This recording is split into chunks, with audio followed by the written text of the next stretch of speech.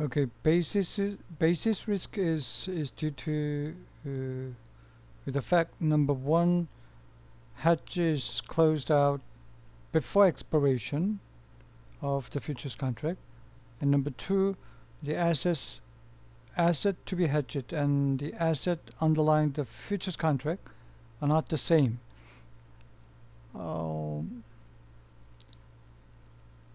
And that's related to this comment. Okay, you're gonna have to,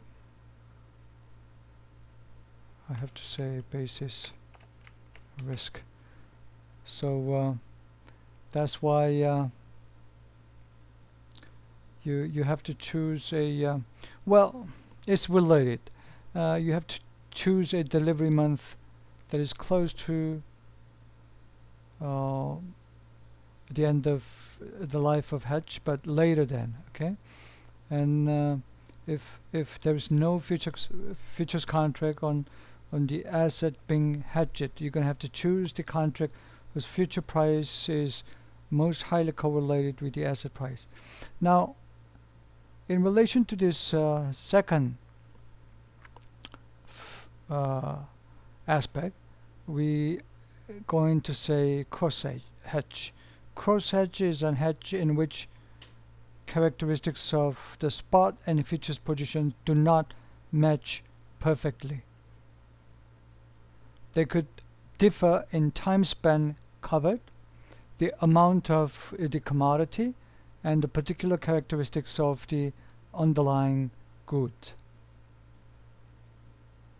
When the characteristics of the position to be hedged do not perfectly match that of the futures contract, the hedger must trade the right number and the kind of futures contract to control the risk in a hedged position as much as possible.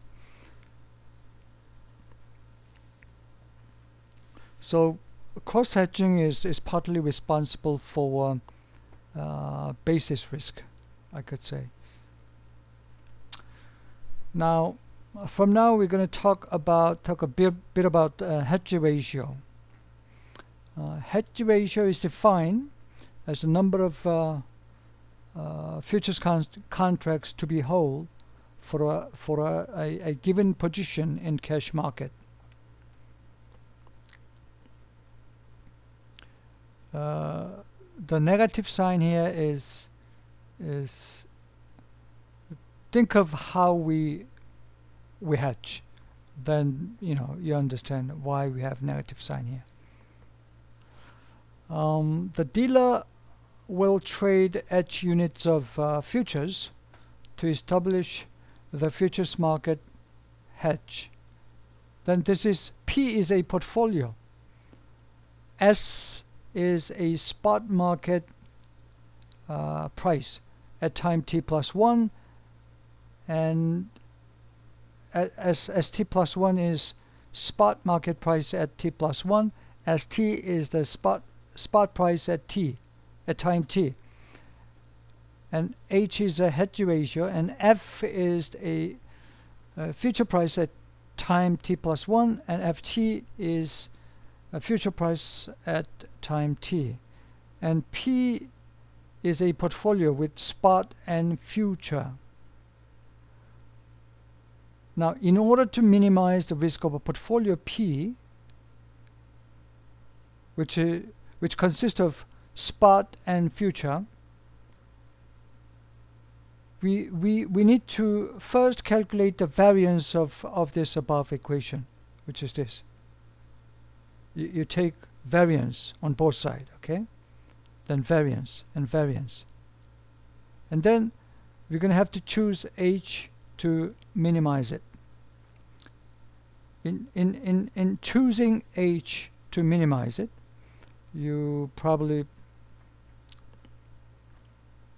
use a derivative and set that equal to 0. And if you solve it, you're going to get optimal hedge ratio, H, that is represented by correlation between spot price change and future price change.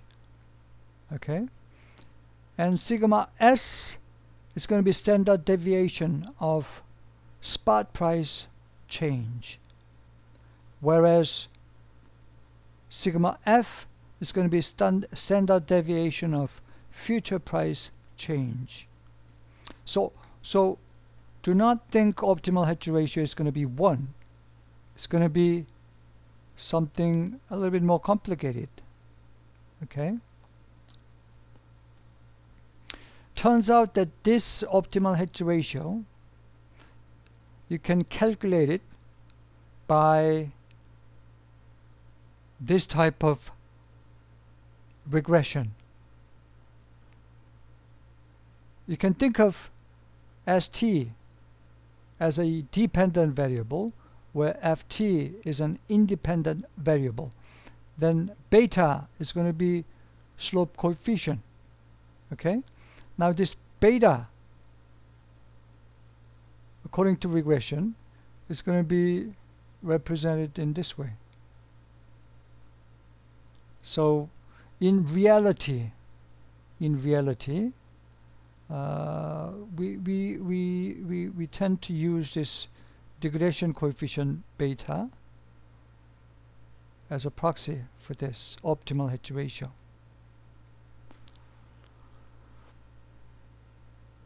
Okay? Well, there could be an argument in favor of hedging and also against hedging. Company need to focus on the main business they are in and take steps to minimize risks arising from interest rate, exchange rate, and other variables fluctuation. That's the argument for hedging. But there are arguments against hedging. And one example might be shareholders are in a well-functioning and efficient market. Shareholders are well diversified and can make their own hedging decision. So the firm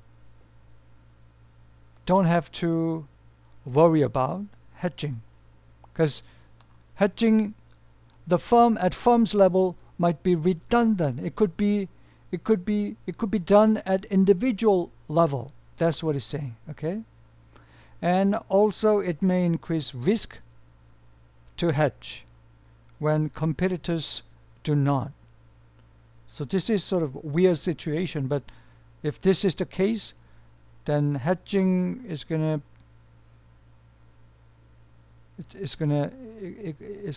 magnify, it's gonna increase the risk.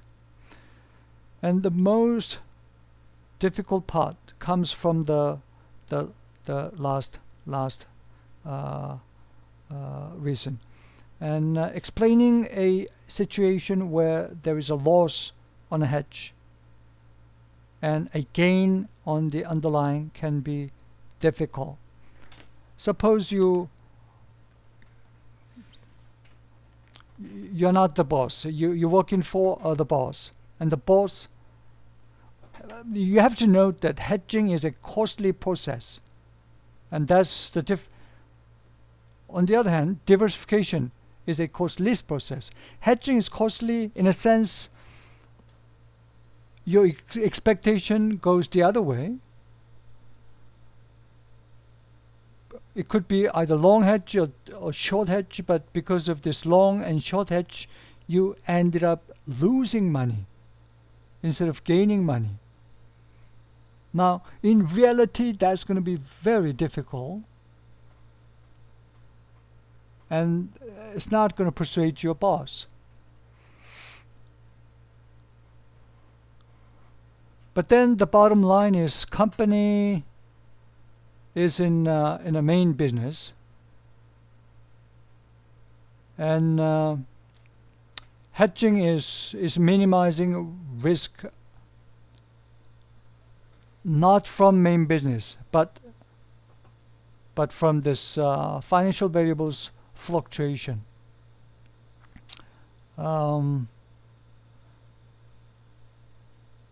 Okay, I'm gonna stop